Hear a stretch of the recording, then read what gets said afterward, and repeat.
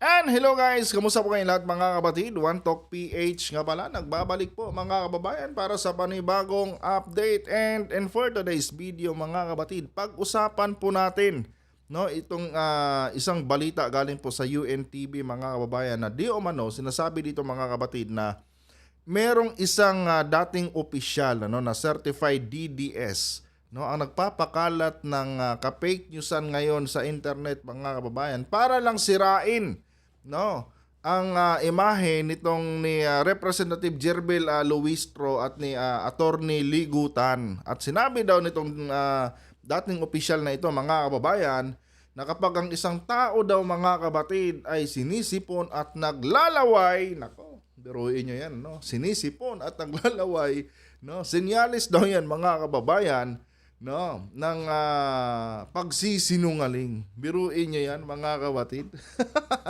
Sinipon ka lang at tumalsik lang yung laway mo, nagsisinungaling ka na kaagad. Ito po ang ating pag-uusapan ngayon mga kababayan sa bidyong ito. Pero bago tayo magpatuloy mga kapatid, huwag niyo po sanang kalimutan na i-like yung ating video para i-share pa po ni YouTube sa iba pang hindi pa nakakapanood. So for context mga kababayan, panoorin na po natin itong balita po galing sa UNTV. Unang-una, again, ikinagugulat ko, bakit ba tayo pumupunta sa ganung kababa ng discourse? Walang tao ang walang laway. Saliva is part of a normal person. At kapag medyo nadidehydrate ka, or ikaw ay umiinom ng maintenance medications, kaakibat nito ay talagang medyo nagkakaroon ng dryness. At kasama dyan yung saliva. Normal ba ito? Yes. So, why focus on that? May nakita pa nga ako, I believe, kaibigan ko rin ito at parang tila spokesperson nga ng defense panel. I'm not sure kung ano yung, if the spokesperson siya. Pero yun, defense, tawag dito, spokesperson ng defense panel ni Sara Duterte, mga kapatid. Itong taong ito. Siguro, dapat aksyonan ito ng Senado.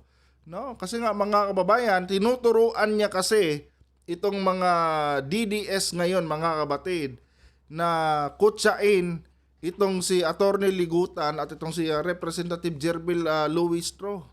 Ginagaslight niya mga kababayan sa pamamagitan ng disinformation.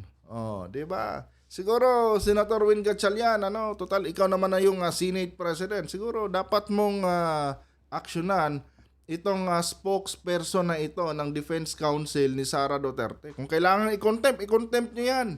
Di ba?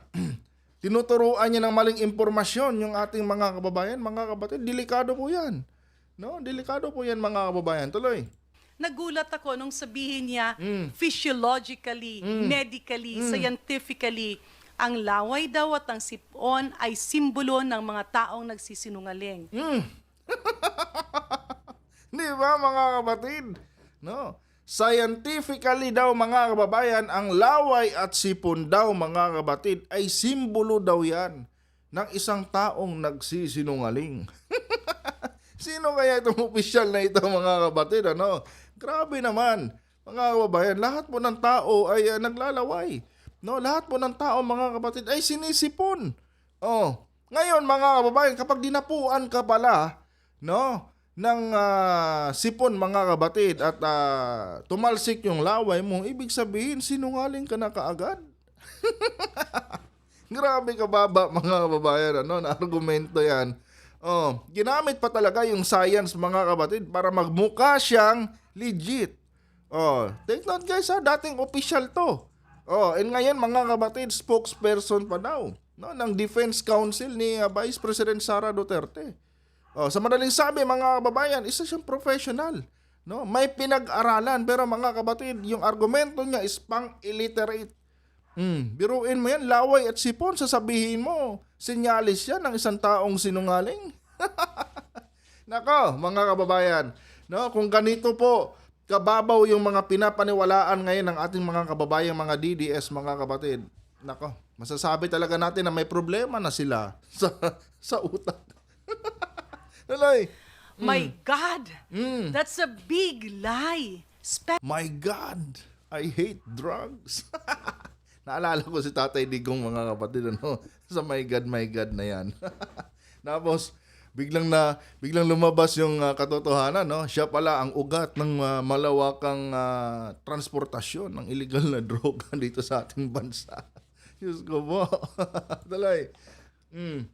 Especially if you're a former official of the government.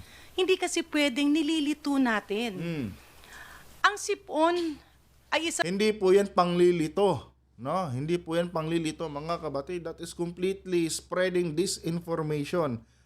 No, para i-gaslight itong mga taga-suporta ni Vice President Sara Duterte. 'Di ba? Kasi nga, mga kababayan, galit na galit tong mga to sa galit na galit tong mga to sa dito kila Representative Jerbel Luistro at dito kay Attorney Ligutan, dahil magagaling kasi, mga kapatid, itong dalawang abogado na ito. Tapos yung mga abogado ni Sara Duterte, mga kababayan, na nire-representa ngayon sa Senado, mga kapatid, ay puro mga sinto-sinto. Puro may mga tupak, mga kababayan, ano. Kaya inggit na inggit sila dito, no, kaya Attorney Ligutan, na kung saan kitang-kita naman natin, mga kapatid, yung difference, no, between Attorney Ligutan at doon sa isang abogado ni Sara Duterte, mga kababayan, na puro mali-mali po, no, yung ginagawa niya doon sa cross-examination, no, dito sa isang NBI agent. So wala silang ibang mapuna, mga kapatid, dinadaan nila ngayon sa pangungutya. Talay. isang viral infection na nangyayari sa ating lahat. At hindi natin dapat kutsain ang isang taong sinisipon, lalo't-lalo na kapag siya'y nagtatrabaho. Hindi rin natin pwedeng i-focus sa laway o kung ano man yan, kasi ang tanong doon, tama ba ang sinasabi nila? Nagsisinungaling ba yung ating mga abogado at yung ating mga prosecutors? Ginagawa ba nila ang kanilang tungkulin? Well, ako, no, kung ako ang mag-a-analyze sa mga taong ito, no, na kinukutsa itong si Representative Jerbel Luistro at itong si Attorney Ligutan. Mga kapatid, simple lang 'yan, no. Kapag isang DDS kasi, mga kababayan, nagsalita, no, wala ka talagang aasahang matinong lalabas sa mga dila ng mga 'yan, mga kapatid. Dahil nga, mga kababayan, kapag ikaw po ay isang DDS, automatic 'yan, mga kapatid. Ikaw po ay isang illiterate na klaseng tao, walang pinag-aralan, no, at talagang hindi ka respeto. That's why, mga kababayan, no, puro ganito, no, puro pang trash talk na lang yung kanilang ginagawa, mga kabatid, dahil hindi nila kayang masabayan, hindi sila makakomprehend doon, mga kabatid, no, sa argumento diyan sa impeachment ni Sara Duterte ngayon, dahil nga, mga kababayan, sila po ay mga uneducated, mga illiterate, mga kababayan. Kapag illiterate ka kasi, mga kabatid, ibig sabihin yan, mahina yung kukote mo, mahina yung utak mo. At yan po ang DDS, mga kabatid. No, illiterate, uneducated, no, at hindi ka respeto. 'Di ba? Given na yan, mga kababayan, na kapag DDS ka, regardless, mga kabatid, kung may pinag-aralan ka, 'di ba? Talagang makikita mo, no, yung pagiging illiterate nila at pagiging uneducated. Kasi, mga kababayan, ano, hindi natin, mga kabatid, ano bang aasahan mo kung yung mismong puno uneducated din? 'Di ba? Syempre yung bunga, mga kababayan, ganun din. Hindi naman po pwede, mga kabatid, na ang puno ng mangga ay mamunga ng mansanas. Tingnan niyo si Vice President Sara Duterte, mga kababayan, no? Abogada, mga kabatid. Pero kung titignan mo yung behavior niya, mga kababayan, hindi mo makikita sa kanya yung pagiging abogada. Bagkus, mga kabatid, makikita mo sa kanya yung pagiging illiterate niya, pagiging palengkera niya, pagiging violente niya. Yan po, mga kababayan, ang trademark ng isang DDS. Tandaan niyo yan, mga kabatid. Kaya wag tayo mag-expect na may magandang lalabas sa bunganga nitong mga DDS na ito, dahil ganun talaga yan sila, mga kababayan. Kaya nga, pag nakakita kayo ng DDS, naku, lumayo-layo kayo. Baka mahawa kayo, mga kabatid, no, sa sakit ng mga yan. Dahil yung pagiging DDS kasi, mga kabatid, virus yan, no? Virus po yan, mga kababayan. Delikado, mga kabatid, kapag na-impluwensyahan ka yan. No? Kaya iwas-iwasan yung makipag-argumento sa mga yan, mga kababayan, dahil po, mga kabatid, no, yan po ay nakakasira ng buhay. Why go into a discourse? Again, we're going back to fake news. We're going back dun sa paglilihis. We're going back dun sa mga attitude, mga kaugaliang hindi maganda, pero tila na build up nung nakarang administrasyon na dapat ngayon ay i-correct natin. Well, mga kapatid, no, in my humble opinion, kaya nila dinadaan, no, kaya dinadaan itong dating opisyal na ito at ngayon po ay spokesperson ng defense ni Vice President Sara Duterte. Kaya dinadaan niya sa pagpapakalat ng disinformation, mga kababayan, kasi nga ayaw din niya, mga kapatid, no, or kumbaga parang ito yung cover up niya doon sa kahihiyan na ginawa nitong isang abogado ni Vice President Sara Duterte dahil nalantad sa media, mga kababayan, na yung abogado po na nag-cross-examine doon sa isang NBI agent, mga kapatid, ay mangmang, no, at halos hindi pa ganap na abogado talaga dahil ang dami niyang mga lapses, mga kapatid, sa mga katanungan pa lang niya. 'Di ba? Maging si Panelo nga, mga kababayan, sumakit ang ulo no, napaling panoorin niyo ulit yung live nung nakaraang impeachment, mga kababayan. Tingnan niyo kung ano yung mukha ni Panelo doon. No, di mo talaga makikita doon na si Panelo ay talagang nakatutok doon, mga kapatid, dahil habang pinapakinggan ni Panelo the way na magtanong yung abogado ni Sara, sumasakit na yung ulo niya dahil mali-mali no, maraming kapalpakan, mga kababayan, na ginagawa yung defense ni Sara Duterte. Kaya ngayon dinadaan nila, mga kapatid, sa pangungutya, no, sa pamamagitan ng pagpapakalat ng disinformation. Diyan lang sila magaling pag-trash-talkan, mga kababayan. Number 1 ang mga DDS diyan, mga kapatid. No? Kaya itong opisyal na ito, para hindi sila tuluyang mapahiya sa mga supporters ni Vice President Sara Duterte, ginagawa nila ngayon ng panibagong issue. Dinadivert nila yung attention, mga kapatid, ng mga DDS. Ayaw nilang mag-focus yung mga DDS doon, no, sa naging cross-examination nitong isang abogado ni Sara Duterte doon sa isang NBI agent, dahil ayaw nilang mahalata na yung abogado ni Sara Duterte, mga kapatid, ay medyo may kulang. Ganun lang kasimple yun, mga kababayan. Ay, nako, tuloy. So, pag-usapan natin, kapag ako ay sinipon, is that something criminal? Lahat ng tao may laway because that's part of digestion. Pero pag hindi ka pinainom ng tubig, simula umaga hanggang hapon, kasi bawal.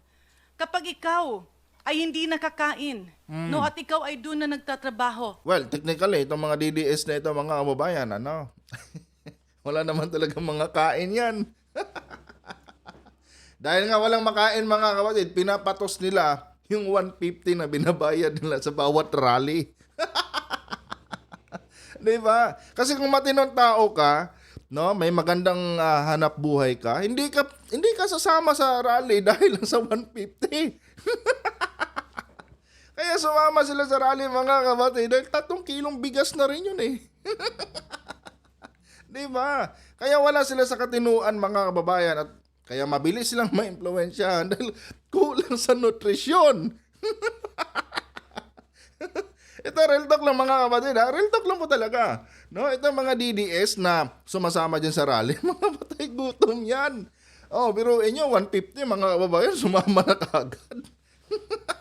Ibig sabihin, mga kapatid, wala na talaga. At talagang hindi kayo magkakaroon kung patuloy kayong susunod dyan ni Sara Duterte. Ubusin yung oras niyo sa kakarali. Wala talaga kayong mararating sa buhay. It's a normal process. Kasalanan ba yun? Hindi. Kailangan bang pagtawanan yun? No. It's actually bullying. The prosecutors are just doing their job. Well, mga kapatid, bully naman talaga ever since yung mga Duterte na ito. Tingnan nyo, simula kay Digong, no, hanggang dito sa kanyang anak na si Sara Duterte, hanggang kay Pulong, no, hanggang kay Baste, bully lahat yan. Tingnan nyo si Pulong. Kung marirecall nyo, mga kababayan, anong ginawa ni Pulong doon sa isang bugaw? Matapos hindi niya makuha yung gusto niya. Binugbog niya, mga kapatid, yung bugaw. Tingnan niyo naman mga kababayan, no? Kung sino yung sinasamba ng mga DDS na ito. 'Di ba? And ano bang aasahan natin? Resulta kung ganyan yung puno. Siyempre yung mga tagasunod mga kapatid, ganun din. Alay. Ngayon, Mm. dapat tuldukan yan at ibalik natin sino ba ang totoong nagsisinungaling.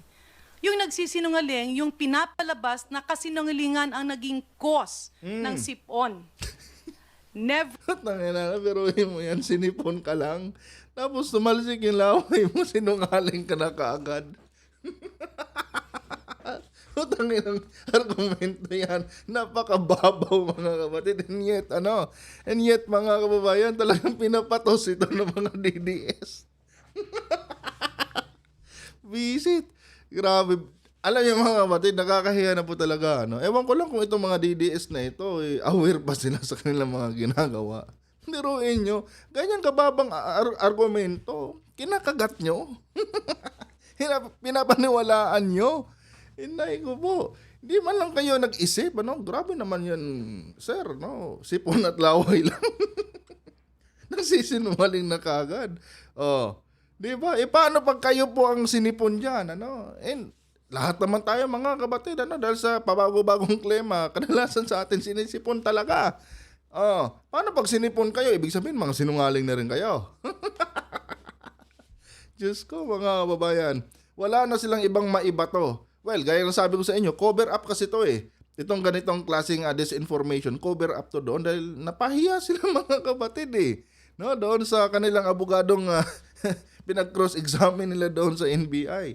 Kung saan ang daming kapalpakan na ginawa mga kababayan. Para hindi sila lubusang mapahiya doon. Ito, dinadivert nila. Sipon at laway mga kababayan. Simbolo daw ng nagsisinungaling. Awawang mga DDS talaga, mga uto-uto. Tuloy. Never in the history of the medical community has colds or sipon been a cause of lying. Kaya ibalik natin. Sa katotohanan lang po tayo, wag po nating ilihis. Andyan na yung impeachment court. Ipagpatuloy, tuldukan at sagutin ang mga dapat sagutin. Wag ilihis. Let us avoid personal attacks. Let us focus on the issue at hand. Well, mga kapatid, kahit anong sabihin mo dyan, kahit anong sabihin ni Garin, hindi maniniwala yan.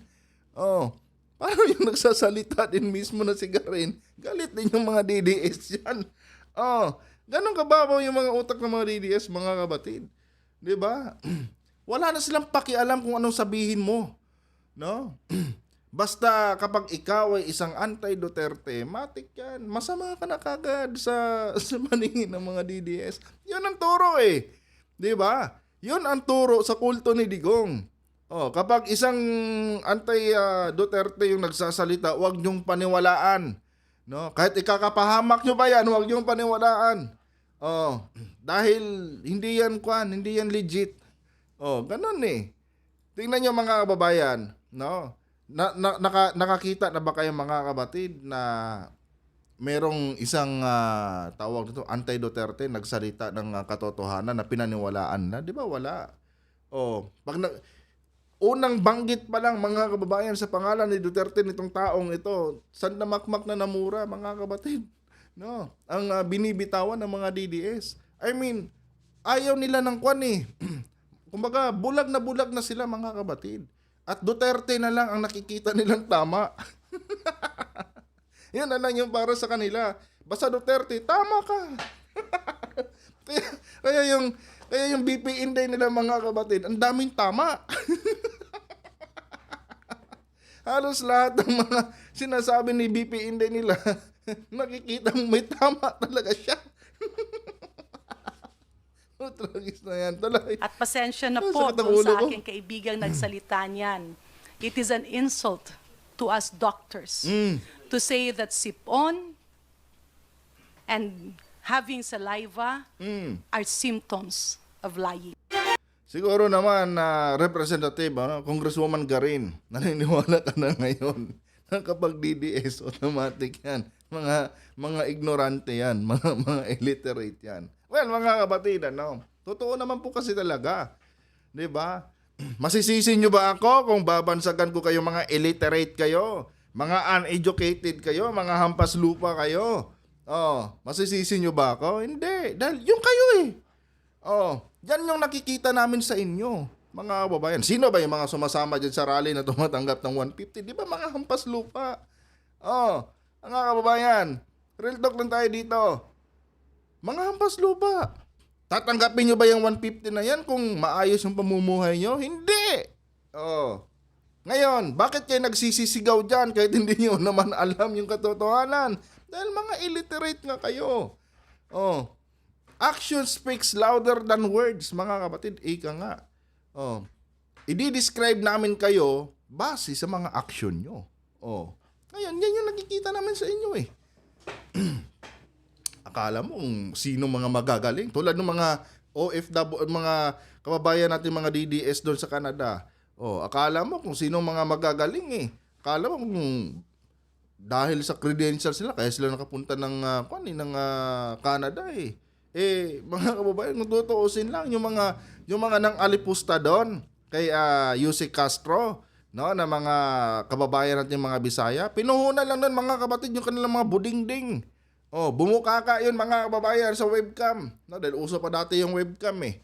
Oh, bumukaka doon para magustuhan sila ng mga kano. Tapos nung nakarating na ng Canada, akala mo kung sino mga kapatid. No, akala mo kung ano yung mga credentials nila. Yung pala mga kababayan, no, wala ding narating sa buhay. Umaasa na lang sa mga puti, mga kapatid. No, nang sa ganon guminhawa yung kanilang buhay. Oh. Ito, real talk lang tayo dito mga kababayan. Alam ko yan mga kapatid, Bisaya ako eh. No, maraming mga ganyang kababayan kami, no, sa Negros. 'Di ba? Maraming kong mga kababayan sa Negros mga kapatid na bumubukaka, no, sa harap ng camera mga kababayan para lang makabingwit ng mga foreigner, no? Wala na silang pakialam mga kapatid kung yung foreigner, no, sobrang tanda na, mas matanda pa sa lolo nila. Basta importante may pera. 'Di ba? Sinasabi ko lang mga kababayan kung ano yung totoo. And makikita nyo naman. Oh, kung ikaw edukadong tao, kahit sabihin natin suportado mo si Sara Duterte, no? Lalabas ka ba dyan para magsisisigaw? Lalabas ka ba dyan para mag-iskandalo sa hindi mo bansa? Oh, dahil uneducated sila mga kababayan, dahil mga illiterate sila mga kapatid. Kaya malakas yung loob nilang lumabas dyan dahil wala rin naman silang kahihiyan eh. 'Di ba? Wala na rin namang kahihiyang natitira sa mga sarili nila. Oh, tanggap na nila kung ano sila mga kapatid. Kaya kayo mga DDS kayo, kung babansagan namin kayo na mga uneducated, mga hindi ka respeto, dispalinghado, huwag kayong magalit dahil yun naman po yung totoo. Yan din po yung kasi makikita namin sa inyo. Anyway guys, maraming salamat po sa inyong pagantabay mga kapatid. No, huwag kalimutang i-like yung ating video, no, para i-share pa po ni YouTube sa iba pang hindi pa nakakapanood. And magbabalik po ako mga kapatid sa isa pang video. Abangan nyo po yan mga kababayan. Adios.